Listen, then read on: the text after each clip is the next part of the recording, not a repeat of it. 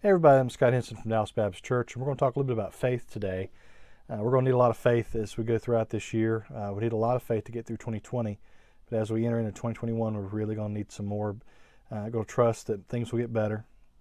Have faith this vaccine will work.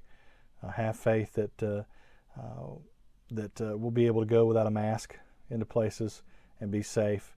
But what is faith? Faith is a word that's kind of hard to define in many ways. For the Bible, faith is essentially is belief in that which has no tangible proof. I mean, it's trust in God. In the Bible, we find, especially in some of the later writings in the New Testament, that having faith, or the rule of the faith, is a belief in a set of rules, a set of statements, a set of beliefs, almost like a modern adherence to creeds, or my religious denomination believes this or believes that, just like we as Baptists believe in believers' baptism. Faith also is this notion of trust and belief. In fact, the Greek word that's often translated as faith can be translated in some contexts as trust or belief. The word pistis or pisteo, the verb form, can be faith or trust or belief depending on the context. We in the English language try to separate those a little bit. But one of the prime examples of faith, or how one could define faith, can be found in Hebrews chapter 11. This chapter is a hall of fame of Old Testament figures who lived by faith. In fact, we find in many of the verses in chapter 11 begin with the phrase, by faith. And it goes on to state how a person in the Old Testament era lived by faith. But verse 1 begins, and I'm reading from the NIV, now faith is confidence in what we hope for and assurance of what we do not see. Now let me read a different translation to you. This is the Good News Bible, and it works off a different translation standard and aim as far as trying to put the original language, the Greek, into the English language. The Good News Bible reads, to have faith is to be sure of things we hope for, to be certain of things we cannot see. That's faith. To be sure, have confidence, have assurance of what we can't see and what we hope for. We don't know. That's trust in God. Stories told of a pharmacist mate in World War II who was on a submarine, Wheeler B. Lipes Jr. He performed appendectomy on a seaman, Darrell Dean Rector, aboard a submarine, the Sea Dragon. They were maneuvering behind enemy lines in the Pacific, and the closest thing they had to a doctor on the board was this pharmacist's mate, Lipes.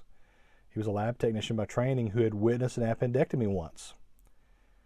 Facing certain death if he hadn't been operated on, this seaman Rector agreed to let Lipes do this surgery. Lipes didn't have any surgical instruments, so he used a knife blade for a scalpel and a tea strainer to administer ether and spoons from the galley to keep the incision open during the surgery. The crude tools were sterilized from alcohol from a torpedo. Surgery was performed in officers' quarters on September 11th, 1942. It was the first appendectomy aboard a submerged submarine. And Rector, the guy who was operated upon, resumed his responsibilities in 13 days. Imagine the type of faith, type of trust that this seaman had to have this lab technician who had no real medical training in that field perform surgery on him with such crude instruments. That's a lot of trust.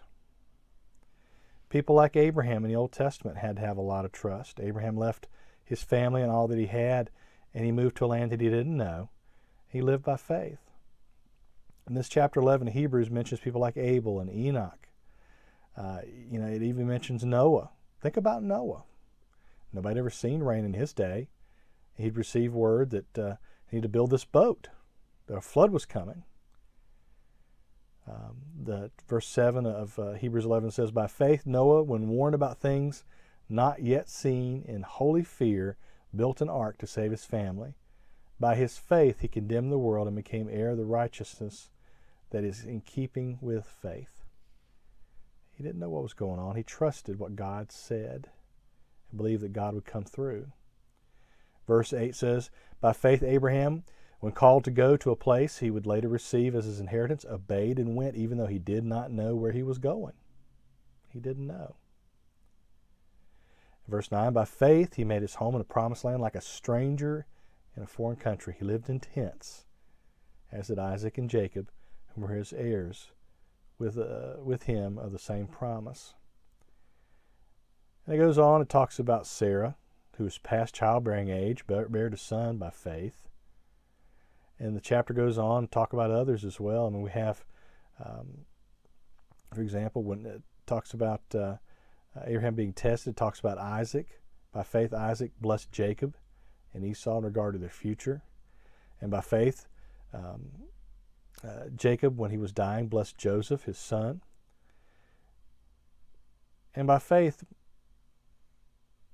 Moses' parents hid him for 3 months after he was born because they saw that he was no ordinary child, as verse 23 says, and that they were not afraid of the king's edict. They stepped out on faith and rescued their son when he was supposed to be killed by Pharaoh's minions. And by faith, when he'd grown up, Moses refused to be known as son of Pharaoh's daughter, and he identified with his people. And by faith, he left Egypt. By faith, they kept the Passover. By faith, the Israelites passed through the Red Sea, verse 29 of chapter 11. And getting to the promised land, by faith, the walls of Jericho fell.